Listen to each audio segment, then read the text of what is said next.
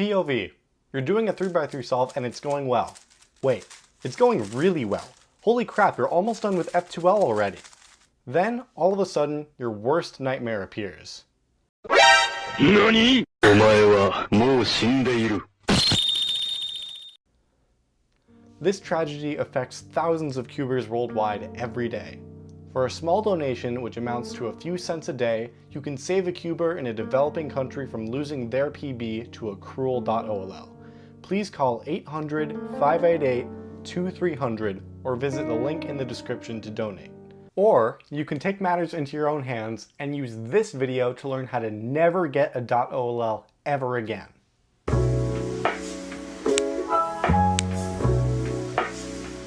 If you do nothing to avoid it, you'll get a .OLL about once out of every 8 CFOP solves. And because, whether you're doing 2-look OLL or full OLL, .OLLs usually have the longest and slowest algorithms, getting them loses time. Depending on how far you want to take the concepts in this video, you can make .OLLs happen less often, way less often, or make them never happen at all. Now whenever I say that, my comments get flooded with people commenting, "Brody please, .OLLs aren't that bad. You just have to learn all of the S-move algs and their finger tricks, #objectively optimal." And to those people, I say this. Oh, that's not so much. So?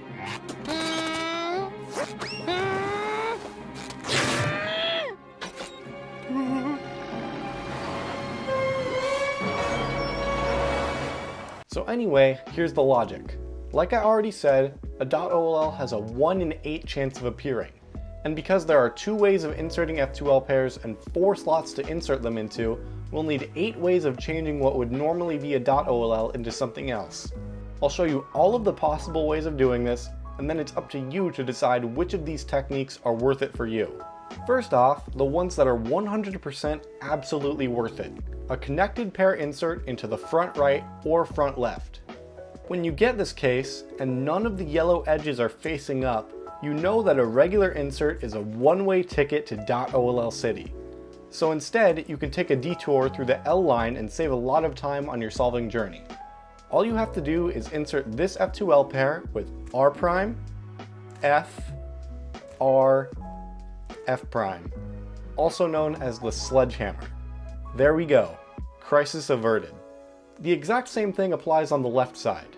The only difference is that you have to do a lefty sledgehammer, which is L, F prime, L prime, F. Even if the only thing you do to avoid .OLLs are those 2 cases, you'll still get .OLLs 25% less often, now only about 9.5% of the time. But we can go further. I might be in the minority here, but I like to do sledgehammer into the back right as well. In fact, I did exactly that on the first solve of my 749 official 3x3 average. The moves for a back right sledgehammer are technically R, B prime, R prime B, but I like to execute it as wide L, U prime, R prime, U, X. This case is particularly nice when you can cancel into it, like with this F2L case.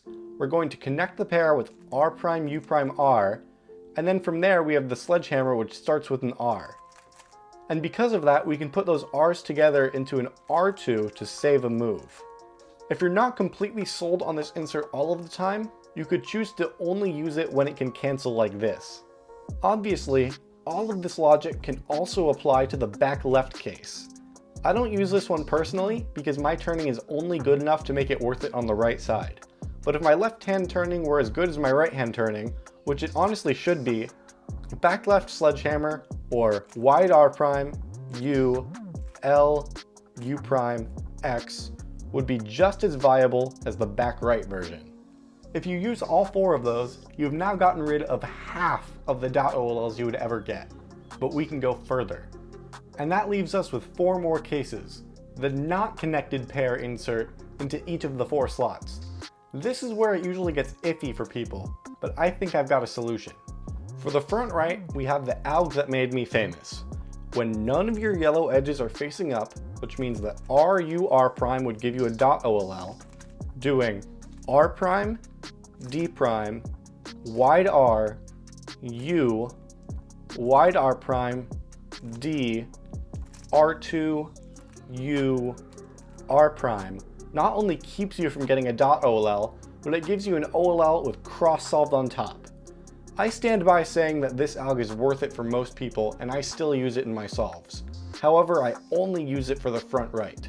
I do believe that Timon has used this alg for the back right though, which would be R, D, wide R prime, U, wide R, D prime, R2, U prime, R. Doing that is probably just as viable as it is for the front right, so if you decide to do one, then the other is worth it too. However, I don't see anyone advocating for this alg on the left side, which means that we will have to find another way. Luckily, there are a few options. The first one is the beginner's favorite, which is starting off this case with L prime UL, canceling into a lefty sledgehammer, and then inserting with either L prime U2L or U2 lefty sledge. This is okay, but it only works well for the front left, not the back left, and we can definitely do better.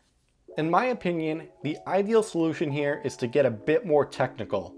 When you have this lefty insert that will give you a .OLL, you can add an S move before the insert the pair, and then do S prime to fix it afterwards, and this will keep you from getting a .OLL. And this concept works for the back left as well, and even for the right side if you want it to.